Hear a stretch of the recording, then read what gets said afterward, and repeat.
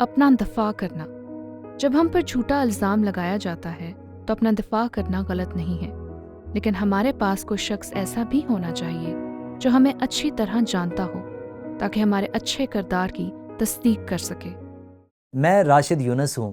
یہاں کلام کے اس حوالے میں پولس نے دونوں کام کیے ہیں۔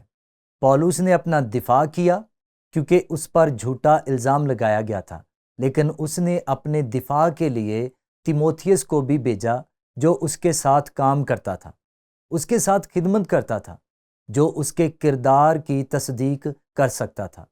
چنانچہ اس نے دونوں کام کیے، لیکن دلچسپ بات یہ ہے کہ وہ ان انتہائی نابالغ کرنتھیوں سے بات کرتے ہوئے طنز آمیز لہجہ استعمال کرتا ہے۔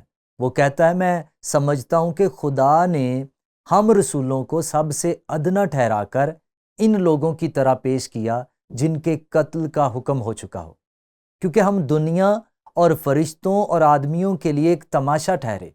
اب ذہن میں رکھیں، وہ پولس پر تنقید کر رہے ہیں اور وہ پطرس پر تنقید کر رہے ہیں جو ایک رسول بھی تھا۔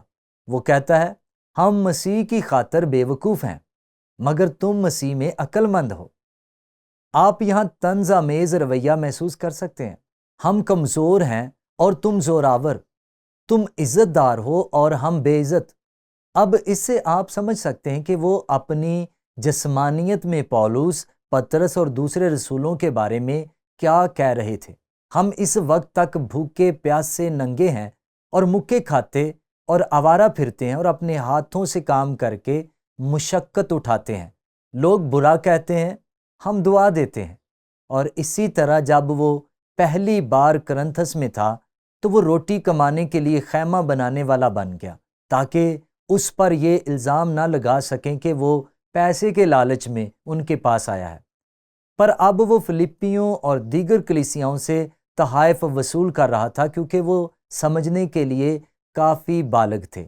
لیکن وہ کہتا ہے، ہم اپنے ہاتھوں سے کام کر کے مشقت اٹھاتے ہیں۔ لوگ برا کہتے ہیں، ہم دعا دیتے ہیں۔ وہ ستاتے ہیں، ہم سہتے ہیں۔ وہ بدنام کرتے ہیں، ہم منت سماجت کرتے ہیں۔ ہم آج تک دنیا کے کوڑے اور سب چیزوں کی جھڑن کی مانند رہے۔ در حقیقت وہ کہہ رہا ہے، آپ ہمارے ساتھ کوڑے کرکٹ کی طرح سلوک کر رہے ہیں۔ اس طرح وہ کتنے جسمانی تھے، اور وہ پولس اور دوسرے رسولوں کے بارے میں کتنے تنقیدی تھے۔ لیکن غور کریں، اس طنزیہ بیان کے بعد وہ نرمی سے خبردار کرتا ہے، اور اس نے کہا، دیکھو میں تمہیں شرمندہ کرنے کے لیے یہ باتیں نہیں لکھتا۔ حالانکہ بظاہر ایسا ہی لگتا ہے، انہیں در حقیقت خود پر شرمندہ ہونے کی ضرورت تھی، لیکن وہ ان کو شرمندہ کرنے کے لیے یہ نہیں لکھ رہا تھا۔ میں تمہیں شرمندہ کرنے کے لیے یہ باتیں نہیں لکھتا، بلکہ اپنے پیارے فرزند جان کر تم کو نصیحت کرتا ہوں۔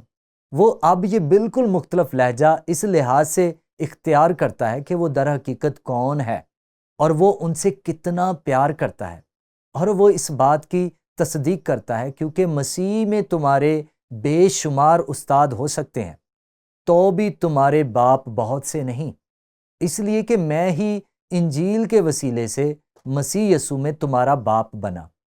پس میں تمہاری منت کرتا ہوں کہ میری مانند بنو۔ وہ ان کی توجہ حاصل کرنے کے لیے طنزیہ لہجے کا استعمال کرتا ہے، اور پھر یہ کہتا ہے، دیکھو میں تمہیں نیچا نہیں دکھا رہا، لیکن میں صرف یہ کہہ رہا ہوں کہ میں تمہارا باپ ہوں اور تم مجھے مسترد کر رہے ہو۔ وہ اپنے طنزیہ لہجے میں اپنا دفاع کرتا ہے، لیکن پھر نرمی سے خبردار بھی کرتا ہے۔ لیکن اس نے کہا، میں صرف خود اپنا دفاع نہیں کر رہا، میں تیموتھیوس کو بھیج رہا ہوں، اور وہ واقعی مجھے جانتا ہے۔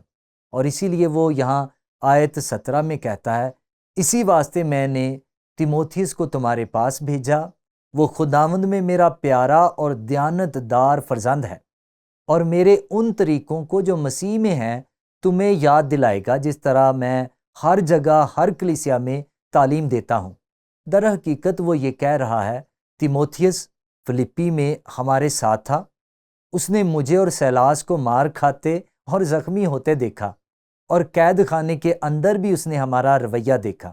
اس نے ہمیں اس تمام تکلیف کے درمیان میں خدا کی حمد کرتے دیکھا۔ اس نے فلپی کے دروگے کے ساتھ ہمارا رویہ دیکھا۔ تیموتھیوس ہمیں جانتا ہے۔ در حقیقت وہ تسلنیکے میں ہمارے ساتھ تھا، اور تم جانتے ہو کہ تیموتھیوس نے کیا دیکھا۔ اس لیے اگر آپ پہلا تسلنیکیوں اس کا باب نمبر 2 پڑھیں، پولس کہتا ہے میں ایک پالنے والی ماں کی طرح تھا۔ میں نے تسلنیکیوں آپ کو اس ماں کی طرح پالا جو اپنے بچے کو اپنا دودھ پلا کر پالتی ہے، لیکن میں ایک باپ کی طرح بھی تھا۔ ہم باپ کی طرح تھے۔ وہ اپنا اور سیلاس اور تیموتھیوس کا حوالہ دیتے ہوئے کہتا ہے، تیموتھیوس نے ہمارے درمیان یہ نمونہ دیکھا، ہم باپ کی طرح تھے۔ تسلنیکیوں کے باب نمبر 2 میں جہاں اس نے کہا ہم نے تم میں سے ہر ایک کو نصیحت کی، ہم نے تمہاری حوصلہ افزائی کی، ہم نے تمہاری مدد کی تاکہ تمہارا چال چلن خدا کے لائق ہو۔ میں تیموتھیوس کو بھیج رہا ہوں کیونکہ وہ مجھے جانتا ہے، اس نے میرے برتاؤ کو دیکھا ہے، اور ابھی اپنے بارے میں جو آپ سے میں نے کہا وہ ان باتوں کی تصدیق کرے گا۔ یہ دلچسپ ہے۔ جب آپ ان تمام چیزوں کو دیکھتے ہیں تو آپ کو تھوڑا پیچھے ہٹنا ہوگا اور بڑی تصویر پر غور کرنا ہوگا۔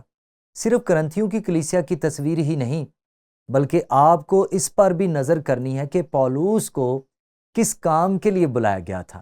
اس کے متعلق خدا کی تصدیق پر بھی غور کرنا ہوگا کہ کیسے خدا نے پولس کے رسول ہونے کی تصدیق کی۔ توجہ کیجئے، رسول ہونے کی علامتیں کمال صبر کے ساتھ نشانوں اور عجیب کاموں اور معجزوں کے وسیلہ سے تمہارے درمیان ظاہر ہوئیں۔ وہ کرنتھیوں کے اس دوسرے خط میں کیا کہہ رہا ہے؟ تمہاری برداشت کمزور ہے۔ جب میں تمہارے پاس آیا تو خدا نے تصدیق کی کہ میں ایک رسول ہوں۔ کیا تمہیں وہ معجزات یاد ہیں اور وہ عجائبات؟ تمہیں وہ نشانات یاد ہیں جو اس بات کی تصدیق کرتے ہیں کہ میں ایک رسول ہوں؟ دیکھو، خدا نے پہلے ہی تصدیق کر لی تھی کہ پولس واقعی کون تھا، لیکن ان کی یادداشت بہت مختصر تھی۔ اس کے ساتھ ساتھ اگرچہ پولس اپنا دفاع کر رہا تھا، اس نے امثال 27ویں باب میں اس عظیم سچائی پر عمل کیا، کل کی بابت گھمنڈ نہ کر، کیونکہ تو نہیں جانتا کہ ایک ہی دن میں کیا ہوگا۔ غیر تیری ستائش کرے نہ کہ تیرا ہی منہ، بیگانہ کرے نہ کہ تیرا ہی لب۔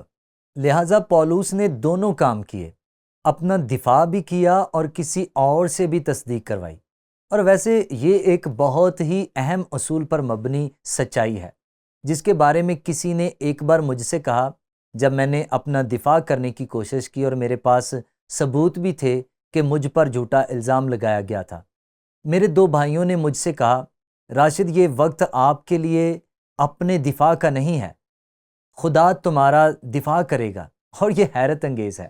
میں پیچھے ہٹ گیا اور میں نے کہا، ٹھیک ہے، مجھے آپ پر بھروسہ ہے، اور میں جانتا تھا کہ یہ گناہ ہے، کیونکہ میں نہ صرف اپنے آپ کو الزام سے بچانے یا اپنی صفائی پیش کرنے جا رہا تھا، بلکہ میں ان کی زندگیوں میں موجود گناہ کو بے نقاب کرنے والا تھا۔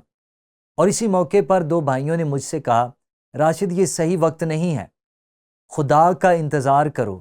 اور کیا تم کچھ جانتے ہو؟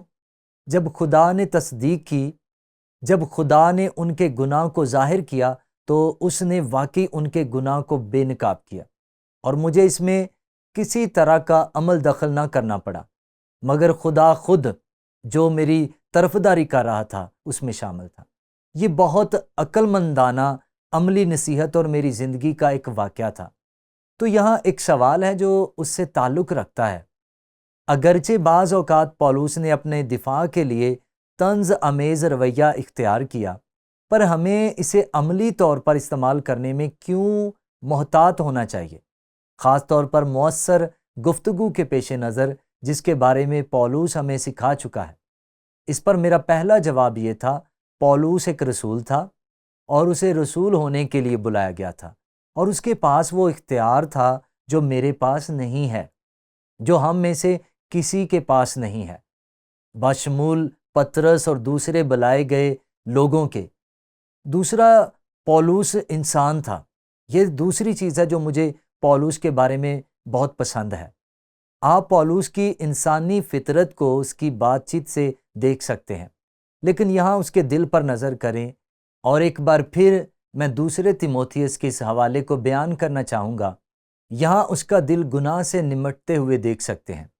اس نے تیموتھیوس کو یہ لکھا، لیکن بے وقوفی اور نادانی کی حجتوں سے کنارہ کر، کیونکہ تو جانتا ہے کہ ان سے جھگڑے پیدا ہوتے ہیں، اور مناسب نہیں کہ خداوند کا بندہ جھگڑا کرے، بلکہ سب کے ساتھ نرمی کرے اور تعلیم دینے کے لائق اور بردبار ہو، اور مخالفوں کو حلیمی سے تادیب کرے۔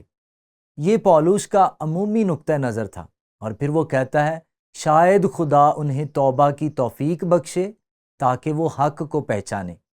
آپ یہ کہہ سکتے ہیں کہ جس طرح وہ کرنتھیوں کے ساتھ پیش آیا، یہ بات تقریباً متضاد لگتی ہے۔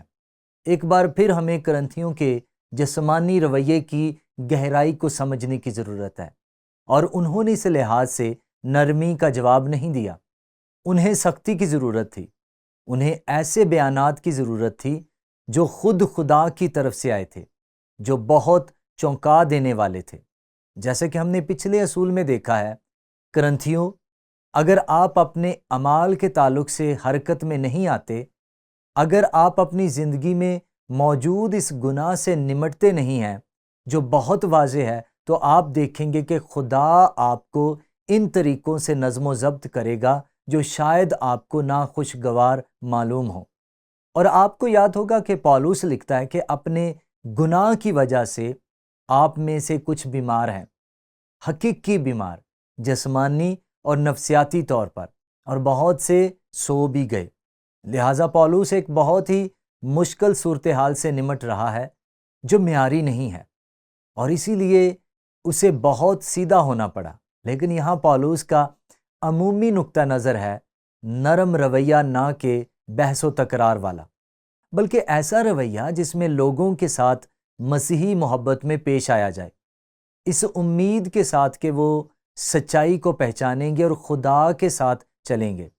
تو یہاں وہ اصول ہے جو میرے خیال میں اس حوالے سے نکلتا ہے۔